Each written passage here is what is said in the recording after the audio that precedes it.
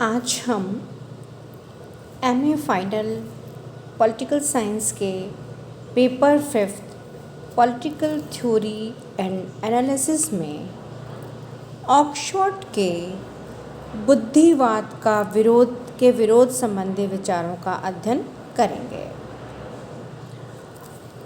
England में रूढ़िवादी चिंतन के पुनर्जीवन के साथ माइकल ऑक्सफोर्ड का नाम मुख्य रूप से जुड़ा हुआ है। ऑक्सफोर्ड ने पाश्चात्य सभ्यता के बुद्धिवाद के विरुद्ध आवाज़ ऊंची की और इस बात का उपहास किया कि नियंत्रित बुद्धि द्वारा ही सभी महत्वपूर्ण राजनीतिक संबंधों को समझा जा सकता है। ऑक्सफोर्ड की मान्यता है कि इस प्रकार का दृष्टिकोण ही हमारी अनेक सफलताओं का एक मूल कारण है। तो आज हम ऑक्सफोर्ड के बुद्धिवाद के विरोध संबंधी विचारों का अध्ययन कर रहे हैं। उन्होंने बुद्धिवाद का विरोध किया। ऑक्सफोर्ड एक विशेष प्रकार के बौद्धिकतावाद के समर्थक हैं। वह वर्ग के समान परंपरागत मूल्यों और संस्थाओं पर विवेकपूर्ण विश्वास करते हैं। ऑक्सफोर्ड न तो अबुद्धिवादी विचारधारा जैसे अप्रत्यक्षवाद, अनुभववाद आदि का विरोध करते हैं और न ही वह प्रयोगों तथा विज्ञान के विरोधी हैं। उनका राजनीतिक विवेक तथा सांस्कृतिक गर्व परंपरावादी रूढ़िगत है। ऑक्सफोर्ड परंपरा को अत्यधिक महत्व देते हैं। उनका मत है कि इसकी अवहेलना या उल्लंघन करना संकटपूर्ण होता है। वह राजनीति के ज्ञान को प्रायोगिक कला की भांति मानते हैं और इसी रूप में बनाए रखना चाहते हैं।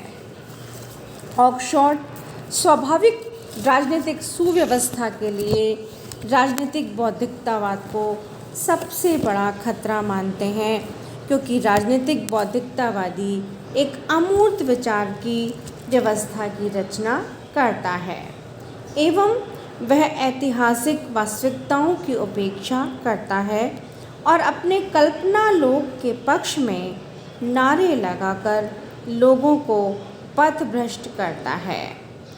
ऑक्सफोर्ड के अनुसार अनुभव संतोषप्रद मार्ग निर्देशक सिद्ध होता है। ऑक्सफोर्ड का मानना है कि बौद्धिकतावादी दर्शन शास्त्र अथवा चिंतन की सीमाओं से अनजान होता है। उसकी मनोवृत्ति अपरिपक्व होती है और वह व्यक्ति में स्थापित एवं सुव्यवस्थित जीवन के प्रति स्वाभाविक प्रेम को नहीं समझता है। वह व्यक्ति की इस स्वाभाविक प्रवृत्ति को दबाना या कुचलना चाहता है।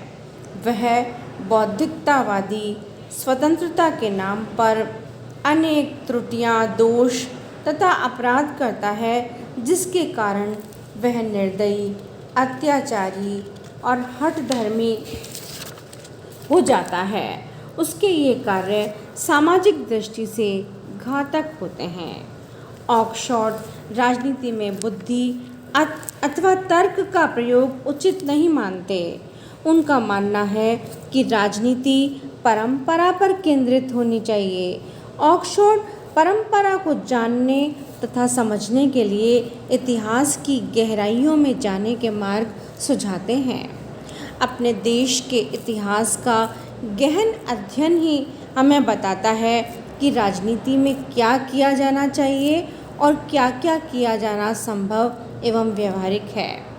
ऑक्सफोर्ड का विचार है कि प्रदिष्ट संभावनाओं की सीमाओं में रहकर कार्य करने और संभव का सम्मान करने में ही राजनीतिक बुद्धिमत्ता निहित है और संस्थाओं के ज्ञान से ही व्यक्ति की वास्तविक स्वतंत्रता एवं समाज के उत्तरजीवन की रक्षा संभव है।